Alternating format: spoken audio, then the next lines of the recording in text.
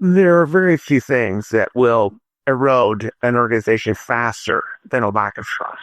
If you don't trust your boss, get out. I mean, just get out. If there's no trust, there's nothing. You can't build on anything. It's the foundation from which everything is built. Top leaders, meaningful conversation, actionable advice, bulldoze complacency, ignite inspiration, create impact. Produced by Southwestern family of companies. This is the Action Catalyst. Are you interested in advertising with the Action Catalyst? Our listeners could be hearing about your brand right here, right now. For details, shoot us an email at info@theactioncatalyst.com. He has been called the Apostle of Appreciation. Chester Elton is his name, and he is the co-author of several New York Times bestsellers. He is also a Southwestern Advantage alumni, sold books door to door when he was in college, and just an expert in the marketplace on appreciation and creating workplace culture. And so, Chester, thank you so much for being with us. Thanks for calling. So one of the things that you say right up front, which I just think is so true, is that there is not nearly enough emphasis placed on the value of culture. Sure.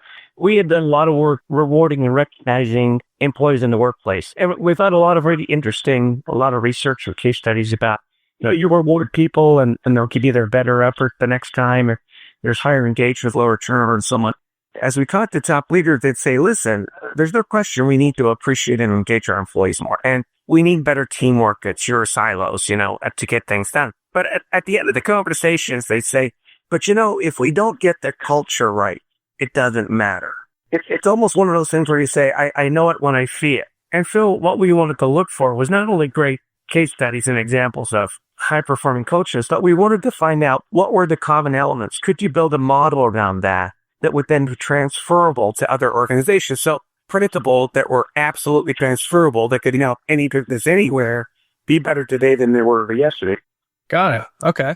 You say that the secret of moving a business forward is getting your workplace population to differentiate you. Sure. Well, it's really interesting that your competition can replicate basically everything you do in a very short period of time, right? They can replicate your products, your suppliers, your commission structure. But what is really hard to replicate is that culture. There's something about walking into an Apple store that is a completely different experience. They're just highly engaged, smart, fun people that love their product, that use the product, and are there to help you. Not just to sell you more product, but to help you communicate better, to help you put the photo books together, to help build your small business. I mean, there's a buzz there. I always laughed at the Apple store as the new toy store. So we talked about it's the people that make the difference, and good cultures attract the right people, and just as strongly, they reject the wrong people.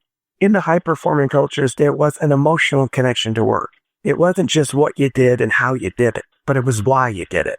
And the great organizations understood the why and translated that to their people. And we tell the story of the great blonde, this great acrobat that would cross Niagara Falls with this little wheelbarrow. He shows up at Niagara Falls to cross the falls, and he starts working the crowd. And he starts calling to them, who believes I can cross the falls? And, they all shared, we believe, because, they'd seen him do it before. And then he said, who believes I can cross the falls with my wheelbarrow? And again, they all cheered because they'd seen him do it before. But then he asked a cheap question. Well, if you all believe, then who will get in the wheelbarrow? And at that point, a hush falls over the crowd because there's a difference between saying you believe and actually getting in the wheelbarrow. Uh-huh. In high-performance cultures, people really do believe what they do matters and that they make a difference every day. And we add to that. And when they make a difference, it's noticed and celebrated. That's the foundation of really healthy, high-performing culture. Also, we found, by the way, fun and great places to work.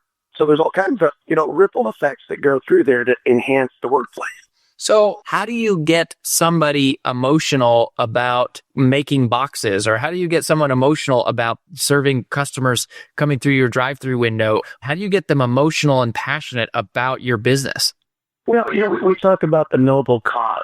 what is your noble cause? Whether you're making boxes or you're stuffing food at a restaurant, there's a bigger purpose behind what's going on there. And a great example of that is at a Texas Roadhouse restaurant. It's a restaurant, right? But right from the top on down, you talk about their mission. They talked about legendary food and legendary service. And that's their motto. And it's very simple. That's another thing. Simplicity really helps drive emotional engagement. I know exactly what we're talking about, right? It's not, their vision isn't, we believe in caring for our customers and their families and the environment from which they come from. You get all these catchphrases and it goes on and on and on. Or what I love about it is, legendary food, legendary service.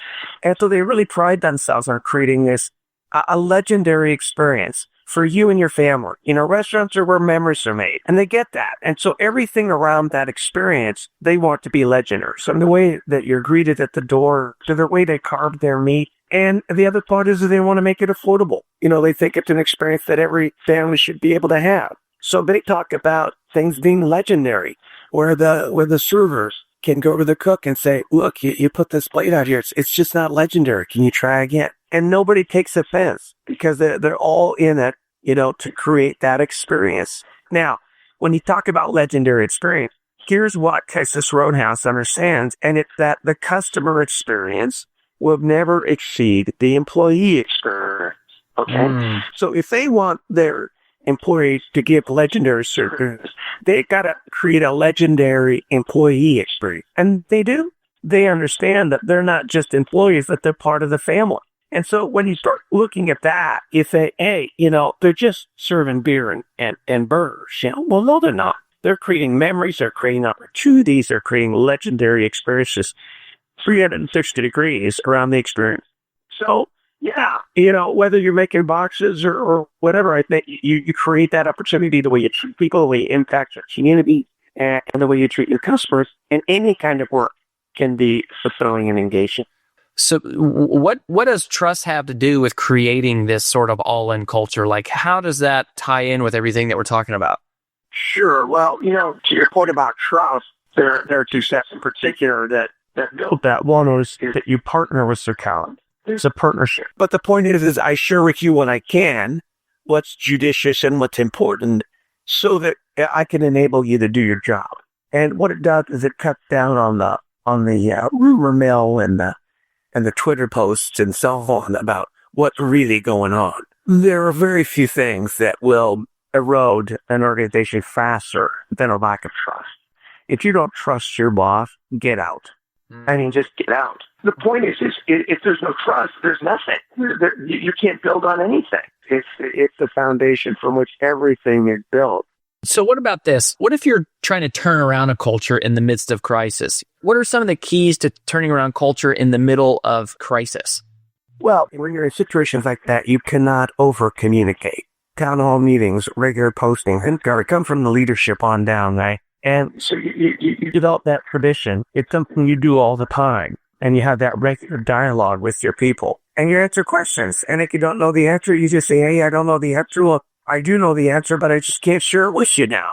It would be irresponsible. So I think that regular communication and setting up vehicles to do that, these principles, they are great principles for building great organizations. A lot of these principles apply to your personal life as well. We talk about rooting for each other, which we didn't get to today, how we encourage each other and share for each other. That's an important element at work, but it's an important element in our personal lives, Well, best to you, and thanks for being on the show. Yeah, take care. If you enjoy this podcast, please make sure to subscribe.